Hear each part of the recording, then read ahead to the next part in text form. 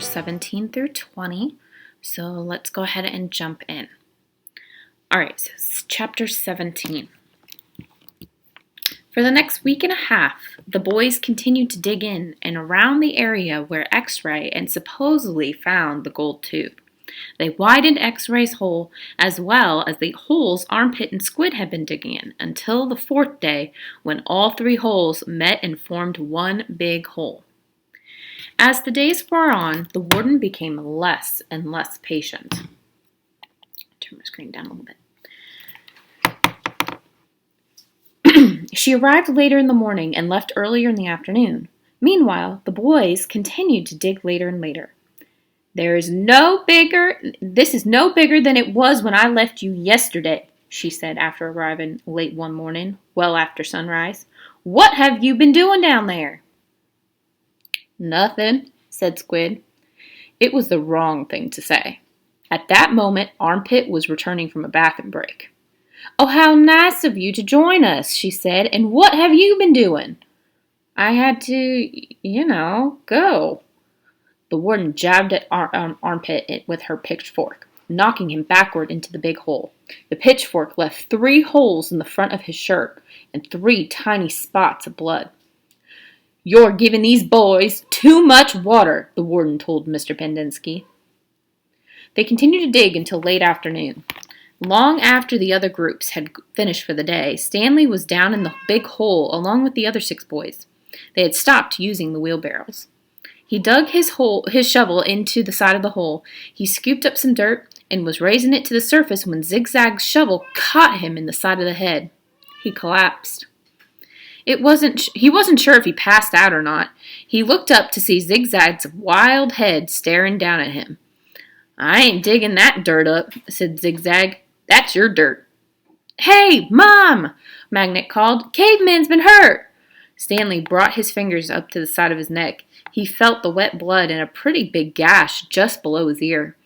Magnet helped Stanley to his feet, then up and out of the hole. Mr. Sir made a bandage out of a piece of his sack of sunflower seeds and taped it over Stanley's wound. Then he told him to go back to work. It isn't nap time. When Stanley returned to the hole, Zigzag was waiting for him. That's your dirt, Zigzag said. You have to dig it up. It's covering my dirt. Stanley felt a little dizzy. He could see a small pile of dirt. It took him a moment to realize that it was the dirt with which had been on his shovel when he was hit. He scooped it up, then Zigzag dug his shovel into the ground underneath where Stanley's dirt had been. Man, poor Stanley. That really stinks. Must have hurt. All right, chapter 18. The next morning, Mr. Sir marched the boys to another section of the lake. Each boy dug his own hole, 5 feet deep and 5 feet wide. Stanley was glad to be away from the big hole. At least now he knew just how much he had to dig for the day, and it was a relief not to have other shovels swinging past his face or the warden hanging around. He dug his shovel into the dirt, then slowly turned to dump it into a pile. He had to make his arms turn smooth and slow. If he jerked too quickly, he felt a throbbing pain just above his neck where Zigzag's shovel had hit him. That part of his head, between his neck and his ear, was considerably swollen. There was no mirrors at Camp Green Lake, but he imagined he looked like he had a hard-boiled egg sticking right out of him. The remainder of his body hardly hurt at all. His muscles had strengthened, and his hands were tough and calloused. He was still the slowest digger, but not at all that much slower than Magnet. Less than 30 minutes after Magnet returned to camp, Stanley spat in his hole. After his shower, he put his dirty clothes in his crate and got out his box of stationery. He stayed in the tent to write the letter so Squid and the other boys wouldn't make fun of him for writing to his mother.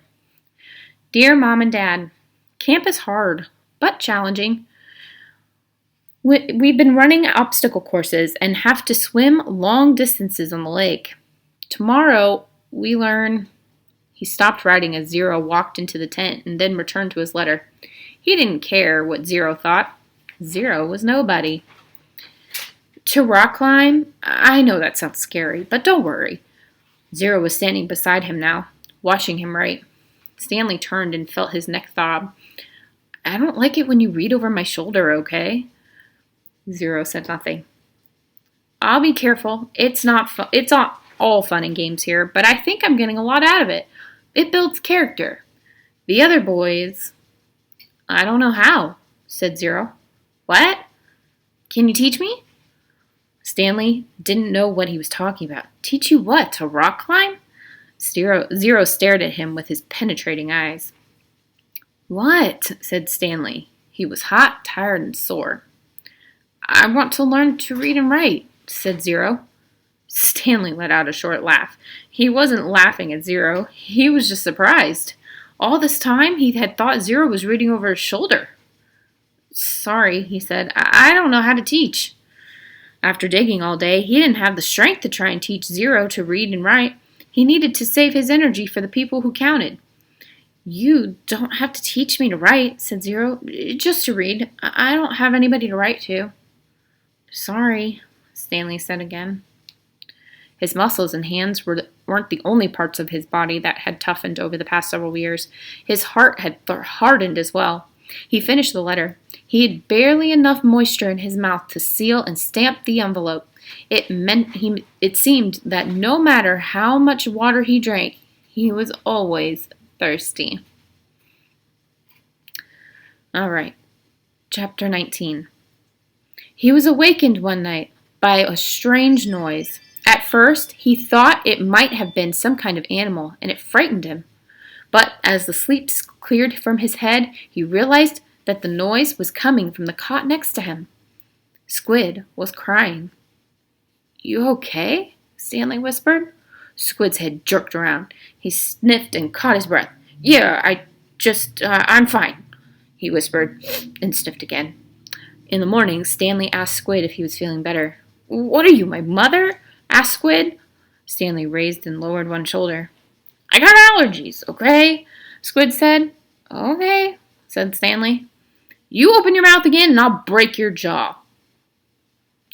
Stanley kept his mouth shut most of the time. He didn't talk to any of the boys, afraid that he might say something wrong. They called him caveman and all that, but he couldn't forget that they were dangerous too. They all were here for a reason. As Mr. Sirce would say, this isn't a Girl Scout camp. Stanley was thankful that there was no racial problems. X-Ray, Armpit, and Zero were black. He, Squid, and Zigzag were white. Magnet was Hispanic. On the lake, they were all the same reddish-brown color, the color of dirt. He looked up from his hole to see the water truck and its trailing dust cloud. His canteen was still almost a quarter full. He drank. Yo, hi, you want to come say hi? You silly girl. My cat wanted to say hi. Stanley was thankful there were no racial problems. X-Ray, Armpit, and Zero were black. He, Squid, and Zigzag were white.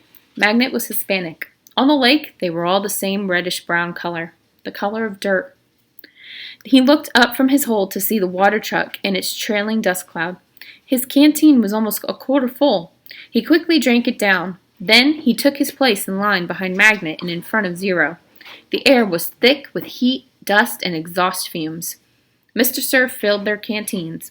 The truck pulled away. Stanley was back in his hole, shovel in hand, when he heard Magnet call out, Anybody want some sunflower seeds? Magnet was standing at ground level, holding a sack of seeds. He popped a handful into his mouth, chewed and swallowed, shells and all. Over here, called X-Ray. The sack looked to be about half full. Magnet rolled up the top, then tossed it to X-Ray. How'd you get them without Mr. Sir seeing you? Asked Armpit. I can't help it, Magnet said. He held his hands up, wiggled his fingers, and laughed. My fingers are like little magnets.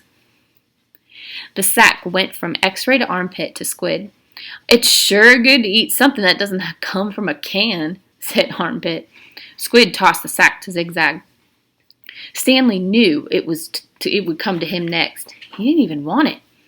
For a moment, Magnet shouted, Anybody want some sunflower seeds? He knew there would be some trouble. Mr. Sir was sure to come back. And anyway, the salted shells would only make him thirsty. I'm trying to box on there. "Coming your way, caveman," said Zigzag. "Airmail and special delivery." It's unclear whether the seeds spilled before they got to Stanley or after he dropped the bag. It seemed to him that Zigzag hadn't rolled up the top before throwing it, and it was the reason he didn't catch it. But it all happened very fast. One moment the sack was flying through the air, and the next thing Stanley knew, the sack was in his hole and the seeds were spilling across the dirt. "Oh, man," said Magnet. "Sorry," Stanley said as he tried to sweep up the seeds back into the sack. "I don't want to eat dirt," said X-Ray. Stanley didn't know what to do. "The truck's coming!" shouted Zigzag. Stanley looked up at the approaching dust cloud, then back down at his spilled seeds. He was in the wrong place at the wrong time. What else is new? He dug his shovel into his hole and tried to turn over the dirt and bury the seeds. What he should have done, he realized later, was knock one of his dirt piles back into his hole, but the idea of putting dirt back into his hole was unthinkable. "Hello, Mr. Sir," said X-Ray. "Oh, back so soon." "It seems like you were just here," said Armpit. "Time flies when you're having fun," said Magnet. Stanley continued to turn the dirt over in his hole. "You Girl Scouts having a good time?" asked Mr. Sir. He moved from one hole to another. He kicked a dirt pile by Magnet's hole, then moved toward Stanley. Stanley could see 2 seeds at the bottom of his hole. As he tried to cover them up, he unearthed a corner of the sack. "Well, what do you know, caveman?" said Mr. Sir, standing over him. "It looks like you found something." Stanley didn't know what to do. "Dig it out," said Mr. Sir. "We'll take it to the warden. Maybe she'll give you the rest of the day off." "It's not anything," Stanley muttered. "Let me be the judge of that," said Mr. Sir. Stanley reached down and pulled up the empty burlap sack. He tried to hand it to Mr. Sir, but he wouldn't take it. "So tell me, caveman," said Mr. Sir, "how did my sack of sunflower seeds get in your hole?" "I stole them from your truck." "You did?" "Yes, Mr. Sir." "What happened to all the sunflower seeds?" "I ate them." "By yourself?" "Yes, Mr. Sir." "Hey, caveman!" shouted Armpit. "How come you didn't share any with us?" "That's cold, man," said X-Ray. "I thought you were our friend," said Magnet. Mr. Sir looked around from one boy to another and then back to Stanley. "We'll see what the warden has to say about this. Let's go." Stanley climbed out of his hole and followed Mr. Sir to the truck. He still held the empty sack. It felt good to sit inside the truck, out of the direct rays of the sun. Stanley was surprised he could feel good about anything at the moment, but he did. It felt good to sit down on a comfortable seat for a change, and as the truck bounced along the dirt, he was able to appreciate the air blowing through the open window onto his hot, sweaty face. Oh, man. Stanley takes the blame for stealing these sunflower seeds? Again, I think this is kind of reinforcing the idea that Stanley is a little bit of a pushover. So he wasn't willing to admit the truth. So we'll see what happens to him. All right, chapter 20. It felt good to walk in the shade of the 2 oak trees. Stanley wondered if this was how a condemned man felt on his way to the electric chair, appreciating all the good things in his life for the last time. They had to step around holes to get to the cabin door. Stanley was surprised to see so many around the cabin. He would have expected the warden to not want the campers digging so close to her home, but several holes were right up against the cabin wall. The holes were closer together here as well, and were of different shapes and sizes. Mr. Sir knocked on the door. Stanley held the empty sack. "Yes?" the warden said, opening the door. "There's been a little trouble out on the lake," Mr. Sir said. "Caveman will tell you all about it." The warden stared at Mr. Sir a moment. Then her gaze turned toward Stanley. He felt nothing but dread now. "Come in, I suppose," said the warden. "You're letting all the cold out. It was air conditioned inside her cabin. The television was going. She picked up the remote and turned it off. She sat down on a canvas chair before she was barefoot and wearing shorts. Her legs were as freckled as her face and arms. So tell me what it is. What is it that you have to tell me? Stanley took a breath to steady himself. While Mr. Sir was filling the canteens, I snuck into the truck and stole his sack of sunflower seeds. I see, she said. She turned to Mr. Sir. That's why you brought him here? Yes, I think he's lying. I think someone else stole the sack, and Caveman is covering up for X-Ray or somebody. It was a 20-pound sack, and he claims to have eaten the whole thing by himself. He took the sack from Stanley and handed it to the warden. I see, the warden said again. The sack wasn't full, said Stanley, and I spilled a lot. You can check my hole. In that room, Caveman, there's a small flowered case. Will you get it for me, please? She pointed to the door. Stanley looked at the door, then at the warden, then back at the door. He slowly walked toward it. It was a kind of dressing room, with a sink and a mirror. Next to the sink, he saw the case, white with pink roses. He brought it back out to the warden, and she sat on the glass coffee table in front of her. She unclasped the latch and opened the case. It was a makeup case. Stanley's mother had one similar to it. He saw several bottles of nail polish remover, a couple of lipstick tubes, and other jars of powder. The warden held up a small jar of dark red polish. You see this, Caveman? He nodded. This is my special polish. Do you see the dark, rich color? You can't buy that in a store.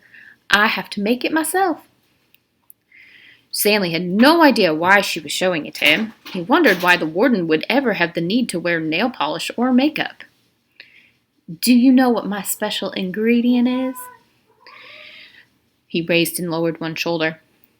The warden opened the bottle. Rattlesnake venom. With a small paintbrush, she began to apply it to her nails on her left hand. It's perfectly harmless when it's dry. She finished her left hand. She waved it in the air a few seconds, then began painting the nails on her right hand. It's only toxic when it's wet. She finished painting her nails, then stood up. She reached over and touched Stanley's face with her fingers. She ran the sharp, wet nails gently down his cheek. He felt his skin tingle. The nail in her pinky just barely touched the wound behind his ear. A sharp sting of pain caused him to jump back. The warden turned to face Mr. Sir, who was sitting on the fireplace hearth. So, you think he stole your sunflower seeds? No, he says he stole them, but I think it was. She stepped toward him and struck him across the face. Mr. Sir stared at her. He had 3 long red marks slanting across the side of his face.